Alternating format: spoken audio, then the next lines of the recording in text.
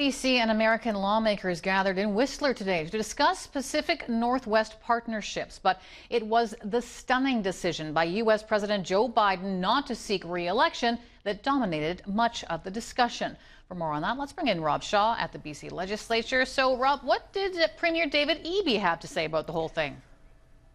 Well, Stacey, the retirement of President Biden and the potential path to re-election of former President Donald Trump on the mind of the Premier today. He tried to take the polite road, downplaying some concerns, but there is worry in the BC government about the ripple effect of American turmoil on the partnerships with our Pacific Northwest neighbors, Washington State, Oregon, and the like. Here's the Premier today.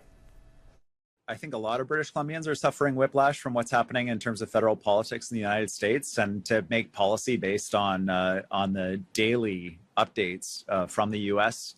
Would be a bit of a fool's errand. So the overall strategy and approach for British Columbia, and it was consistent across Canada when we sat around the table as premiers, is to build our relationships across the border, to really prioritize emphasizing something that we take for granted, which is that we benefit significantly economically from our relationship with the United States, and they benefit significantly economically from their relationship with us. Those benefits are worth billions. The United States accounting for 60% of all BC's exports, things like wood and coal and natural gas, but also the province's future hopes for exporting clean electricity, water, and the critical minerals for batteries and solar panels, things BC has in abundance. Now, Eby has long been critical of the rise of the American far-right extremism, as he put it, but today, with an audience of American politicians and the U.S. ambassador in Whistler, he was more polite, and the U.S. ambassador to Canada also trying to reassure Canadians. Here they are.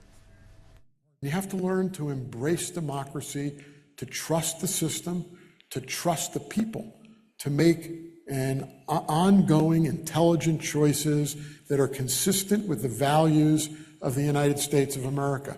I can't depend on President Harris or President Trump or like any one individual. It has to be much deeper than that, around shared goals, shared priorities.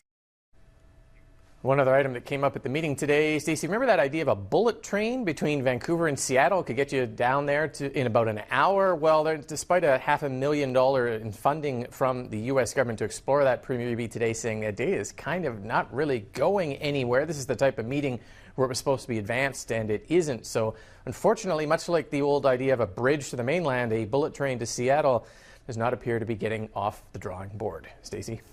A little disappointing, Rob. I was looking forward to that being built. Thank you. Appreciate the update.